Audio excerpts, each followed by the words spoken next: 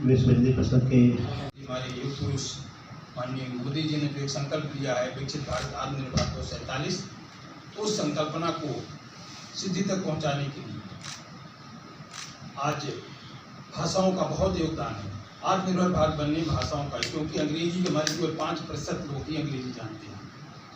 तो आज जो हमें 95% को जोड़ लेंगे भाषाओं के माध्यम से, ये रोजगार की भाषा बन जाएगी, पेट की भाषा बन जाएगी, और जब ये विधि की न्याय की भाषा बनेगी तो रोजगार बहुत पैदा होगा। रोजगार पैदा होगा तो हम आत्मनिर्भर होंगे, और आत्मनिर्भर होंगे तो हम विकसित भारत की संकल्पना को सिद्धि तक पहुंचाने के लिए हम पूर्णतः अग्रसर होंगे। और विश्व हिंदी परिषद ने संकल्प लिया है, और मैं हमारी महासचिव महोदय को मैं कदा कहता हूँ, अक्सर कहता हूँ कि अंग्रेज हमारे लगभग 200 वर्ष यहाँ रहे हैं, और अंग्रेजी भी 1835 शुरू हुई और 2035 में उसका 200 वर्ष पूरा होने वाला है। तो एक महात्मा गांधी जी ने अंग्रेज़ों को यहाँ से भगाने का प्रयास किया है, और एक जो है ये जो हमारे कंधे हैं, मैंने इसको कहा कि ये कंधे ऐसे हैं जो अंग्रेजियत को आज समस्या अंग्रेजियत भगाने का संकल्प लिया है। और हमारे माननीय प्रधानमंत्री जी की यही है कि भारतीय भाषाएं आएंगी, क्योंकि किसी राष्ट्र को बचाना है तो उसके संस्कृत को बचाइए, संस्कृत बचाना उसके धर्म को बचाइए, धर्म को बचाना है तो उसके संस्कार को बचाइए, और संस्कार को बचाना तो उसकी भाषा को बचाइए। हमारी जितनी भाषाएं हैं, तमिल, तेलुगु, कन्नड़, मलयालम, उड़िया, पंजाबी, ये सब हमारी बहुत ही समृद्ध भाषाएं हैं। हमारी क्लासिक सांस्कृतिक भाषाएं हैं, इसमें बहुत ज्ञान भरा हुआ है, और इस ज्ञान को पाने के लिए हम सभी भारतीयों को अनुवाद कितना भी अंग्रेजी में हो जाए वो ज्ञान नहीं आ सकता। अपनी भाषा में जाएंगे हमको ज्ञान मिलेगा, और उस ज्ञान के माध्यम से हम विज्ञान और भारत को आत्मनिर्भर और विकसित भारत बनाने की दिशा में संकल्पबद्ध हैं और संकल्प रहेंगे। तो मैं इस संग आप सब लोग आज जैसे आए हैं, मैं अभी 2 तारीख को राज्यपाल महोदय के राजभवन में जो कार्यक्रम उसमें आइए, और उसको भारत भर में पहुँचाइए कि भारतीय भाषाएँ जो हैं, भारतीय भाषाओं में भारत का भविष्य है। करना चाहते हैं। भारत विविधताओं का देश है, लेकिन भाषा की जब बात होती है तो हमारे के यहाँ लगभग 22 भाषाएं हमारे संविधान में दर्ज हैं, लेकिन कोई एक भाषा जब चुनने की बात आएगी तो सबसे बड़ी बहन के रूप में हिंदी हमारे यहाँ स्वीकार है, और हम चाहते हैं कि हिंदी वैश्विक स्तर पर पहचान बनाए, जाके हम संयुक्त राष्ट्र में हिंदी को एक भाषा के रूप में दर्ज करवाएं। यह प्रयास विश्व हिंदी परिषद का है।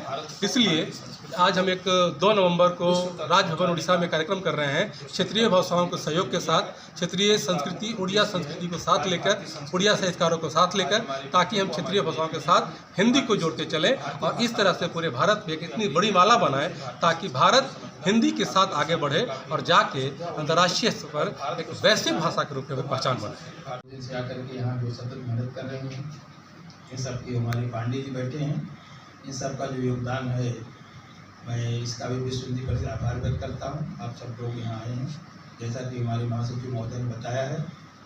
विश्व हिंदी परिषद का उद्देश्य भारतीय भाषाओं के समन्वय से हिंदी को राष्ट्रभाषा, विश्व भाषा, और जब किसी भी राष्ट्र के लिए आज देश में हम इंडिया को तो जानते हैं, भारत को नहीं जानते हैं।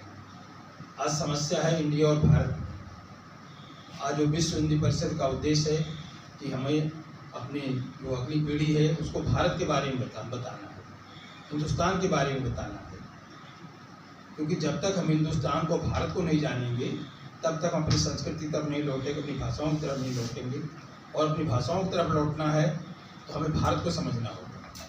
भारत का, जैसा कि आप लोग सब जानते होंगे, पत्रकार बंधु हैं, भारत का अर्थ होता है भाग मतलब ज्ञान, और मतलब ज्ञान के लिए अग्रसर जो है, जो देश है वो जगन्नाथ धाम की धरती ये केवल आस्था का ही केंद्र नहीं है, ये राष्ट्रीय चेतना का भी संवाहक है। यहाँ आकर के हम लोग को काफ़ी खुशी का अनुभव हो रहा है कि यहाँ से जब हम भारतीय भाषाओं के साथ हिंदी को ताकत देने के लिए एक बड़ा सम्मेलन राजभवन में किया जा रहा है 2 नवंबर को 4 बजे से। तो इसमें ये इस संस्था का मुख्य उद्देश्य है हिंदी भाषा को विश्व भाषा बनाना और भारतीय संस्कृति को वैश्विक संस्कृति बनाना।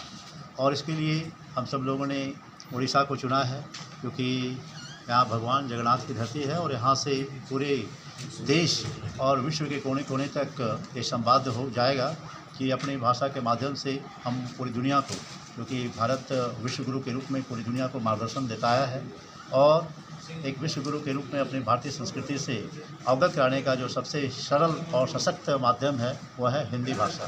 तो अपनी भाषा को हम जो कहते हैं कि क्षेत्र स्तर पर क्षेत्रीय भाषा और राष्ट्र स्तर पर राष्ट्रीय भाषा को स्थापित करने के लिए, प्रसारित करने के लिए यह आयोजन किया जा रहा है। सर, हिंदी भाषा जो है बहुत मधुर भाषा है और सारे जो विश्व में जितने भी आप देखिए भाषा, स्पेनिश हो, इंग्लिश हो, जहाँ भी हो, इंग्लिश भाषा मधुर है। वो जो लिखावट है वो बहुत सुंदर है।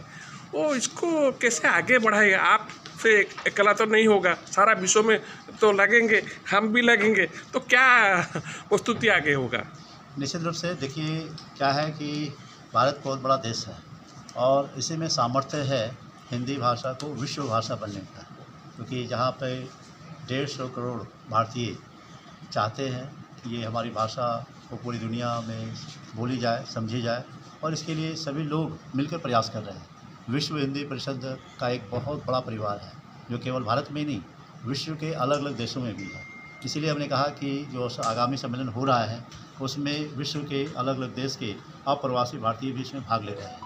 और ये भाषा का जो अहमियत है ये केवल संवाद तक सीमित नहीं है, ये केवल रोजगार तक सीमित नहीं है।